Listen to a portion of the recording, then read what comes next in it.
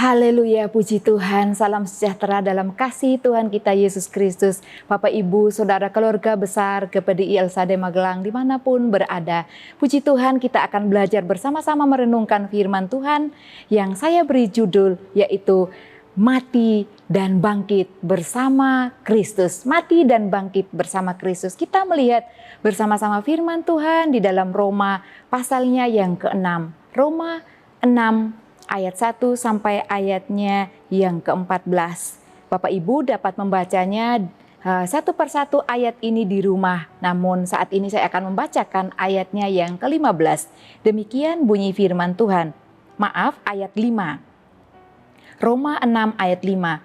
Sebab jika kita telah menjadi satu dengan apa yang sama dengan kematiannya, kita juga akan menjadi satu dengan apa yang sama dengan kebangkitannya.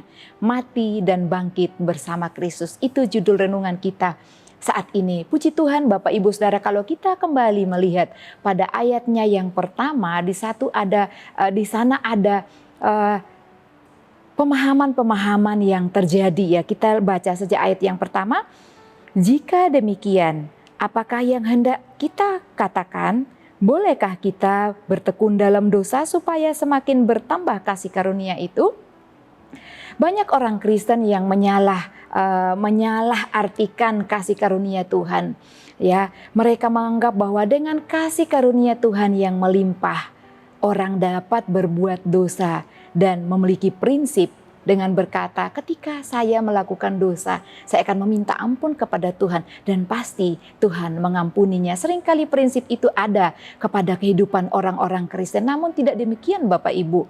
Kita melihat pada ayat yang kedua, Rasul Paulus menjelaskan bahwa tidak demikian. Ayat 2 dikatakan, sekali-kali tidak. Bukankah kita telah mati bagi dosa? Bagaimanakah kita masih dapat hidup di dalamnya? Bapak Ibu, dikatakan bahwa kasih karunia yang Tuhan berikan kepada kita bukan berarti kita seenaknya atau kita boleh ketika kita sudah percaya kepada Tuhan Yesus diselamatkan, diampuni dosa kita dan diselamatkan, kita masih saja seenaknya berbuat dosa. Bukan demikian Bapak Ibu. Kita melihat tadi pada ayat yang kedua ya, bahwa Rasul Paulus menjawabnya tidak. Karena kita telah dibenarkan oleh Tuhan, maka hidup kita pun sudah menjadi baru dan dosa sudah lenyap dari setiap kehidupan kita. Nah, semua ini terjadi karena kasih karunia Tuhan yang diberikan di dalam kehidupan saya, kehidupan kita semua. Puji Tuhan Bapak Ibu yang diberkati Tuhan, dikatakan oleh firman Tuhan, karena kita ikut dalam kematian dan kebangkitan Yesus. Kita melihat pada ayatnya yang ke-11 juga di sana dikatakan ya, pada ayat yang ke-11, demikian hendaknya, saya ulangi, demikianlah hendaknya kamu memandangnya, bahwa kamu telah mati bagi dosa, tetapi kamu hidup bagi Allah dalam Kristus Yesus. Bapak Ibu, kita telah menjadi satu dalam kematian dan kebangkitan Tuhan Yesus. Ayat 3 dan 4 dijelaskan, kita baca terlebih dahulu ayat 3 dan 4. Atau tidak tahukah kamu bahwa kita semua yang telah dibaptis dalam Kristus telah dibaptis dalam kematiannya? Ayat 4. Dengan demikian kita telah dikuburkan bersama-sama dengan Dia oleh baptisan dalam kematian supaya sama seperti Kristus telah dibangkitkan dari antara orang mati oleh kemuliaan Bapa, demikian juga kita akan hidup dalam hidup yang baru. Di sana Bapak Ibu kita menemukan dalam ayat 3 dan 4 dikatakan dibaptis dalam kematiannya, dikuburkan bersama-sama dengan Dia oleh baptisan dalam kematian dan dibangkitkan oleh kemuliaan Bapa ya, dan kita hidup dalam hidup yang baru. Kita melihat bersama-sama dikatakan ya bahwa ada kata dibaptis.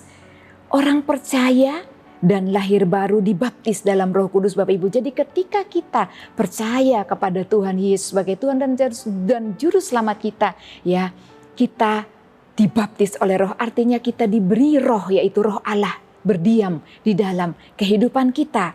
Baptisan dalam bahasa Yunani ya ditulis dengan kata baptiso yang artinya membenamkan, menenggelamkan atau membinasakan, membersihkan atau menyucikan. Jadi baptisan artinya ya membenamkan orang ke dalam air. Dan ketika kita dibenamkan di dalam air ya, artinya kita menjadi satu dengan kematian Kristus. Kita juga dapat melihat satu ayat di dalam Kolose 2 ayatnya yang ke-12. Kolose 2 ayatnya yang ke-12.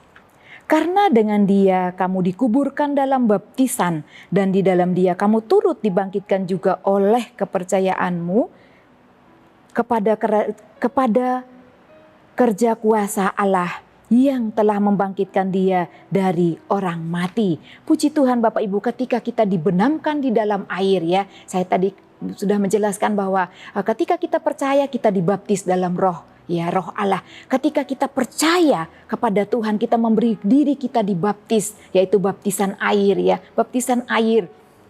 Ketika kita ditenggelamkan, kita bersatu dengan kematian Tuhan Yesus. Kemudian ketika orang naik dari dalam air, dikatakan dalam ayat yang keempat tadi, ya, kemudian orang naik dalam air, ini melambangkan bahwa orang bangkit bersama Kristus. Ketika Kristus mati, dikuburkan, bangkit dari antara orang mati, ya, Dia hidup kembali. Demikian dengan kehidupan kita. Ketika kita keluar dari dalam air, ya, sama halnya kita bersama dengan Kristus di dalam kebangkitannya.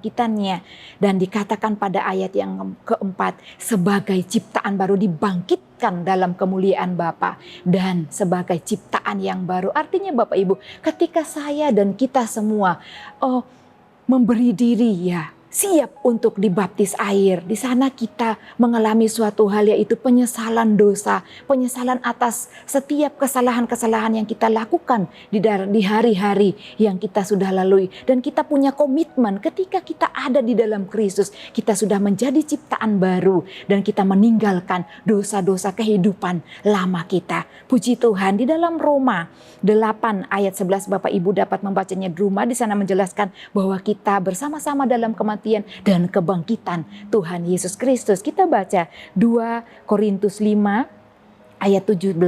2 Korintus 5 ayatnya yang ke-17. Firman Tuhan, jadi siapa yang ada di dalam Kristus, ia adalah ciptaan baru. Yang lama sudah berlalu, sesungguhnya yang baru sudah datang. Puji Tuhan Bapak Ibu, firman Tuhan menjelaskan, kita adalah ciptaan baru. Yang lama sudah berlalu dan yang baru sudah datang. Kita menjadi ciptaan yang baru, artinya kehidupan kita diperbaharui. Kita hidup dalam pertobatan, kita hidup di dalam kebenaran firman Tuhan. Dan kita melakukan hal-hal yang menyenangkan hati Allah, yang memuliakan nama Tuhan. Kematiannya adalah kematian atas dosa. Dijelaskan pada ayatnya yang ke-10, Roma 6 ayat 10. Firman Tuhan berkata ya, ayat 10, sebab kematiannya adalah kematian terhadap dosa. Satu kali dan untuk selama-lamanya. Dan kehidupannya adalah kehidupan bagi Allah. Apa yang Yesus Kristus lakukan? Dia lakukan satu kali untuk selama-lamanya. Bagi saya, bagi kita semua. Bapak Ibu yang diberkati oleh Tuhan, dan dikatakan bahwa kehidupan Yesus Kristus adalah kehidupan bagi Allah. Puji Tuhan, apa tugas kita sebagai ciptaan baru? Kalau kita melihat dalam Efesus, ada banyak sekali ayat firman Tuhan yang menjelaskan ya suatu perubahan yang harus kita tunjukkan sebagai anak-anak Tuhan. Nah, tugas kita lihat di dalam pasal yang sama Bapak Ibu ya, di dalam ayatnya yang ke-6, yaitu jangan menghambakan diri lagi kepada dosa. Sebagai ciptaan baru jangan menghambakan diri lagi terhadap dosa. Yang kedua, tugas kita adalah hidup bagi Allah dalam Kristus Yesus. Pada ayat ke-11b tadi kita sudah baca ya. Dengan apa Bapak Ibu? Kita dapat melihat juga ya, dengan menyerahkan hidup kita, waktu, tenaga, pikiran, talenta kita untuk melakukan hal-hal yang menyenangkan hati Tuhan. Dalam ayatnya yang ke-12 dan 13 Bapak Ibu dapat membacanya. Saya bacakan sedikit pada ayatnya yang ke-12. Sebab itu hendaklah dosa jangan berkuasa lagi di dalam tubuhmu yang fana, supaya kamu jangan lagi menuruti keinginannya. Nah, ini Bapak Ibu firman Tuhan menjelaskan ya, bahwa kita adalah ciptaan yang baru. Kita hidup di dalam Kristus sebagai orang yang sudah disucikan, orang yang sudah dibenarkan, ya. Dan mari Bapak Ibu, kita menyerahkan seluruh anggota tubuh kita untuk kemuliaan nama Tuhan, menyerahkan seluruh anggota tubuh kita untuk menjadi senjata kebenaran, dijelaskan pada ayatnya yang ke-12. Puji nama Tuhan. Saya percaya ketika kita mau lahir baru, mau hidup baru di dalam Tuhan, kita selalu mengimaninya bahwa kita telah mati dan bangkit bersama Kristus. Setiap ada godaan iblis, kita harus berkata di dalam diri kita, Bapak Ibu, saya adalah ciptaan baru. Saya tidak mau hidup lagi di dalam kehidupan yang lama. Puji Tuhan, Tuhan Yesus memberkati.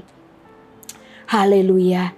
Terima kasih Tuhan Yesus, kami mengucap syukur buat kebenaran firman-Mu. Kami adalah ciptaan yang baru. Kami dapat bersama dengan Engkau di dalam kematian dan kebangkitan-Mu. Engkau memberikan kemenangan, kuasa dosa telah dilenyapkan di dalam kehidupan kami. Oleh karena itu kami terus mau belajar menjadi ciptaan baru, hidup yang baru di dalam Kristus. Melakukan setiap kebenaran firman-Mu, sebab hidup kami adalah senjata kebenaran. Terima kasih Bapa yang baik, kami berdoa, mengucap syukur di dalam nama Tuhan Yesus Kristus. Haleluya, amin.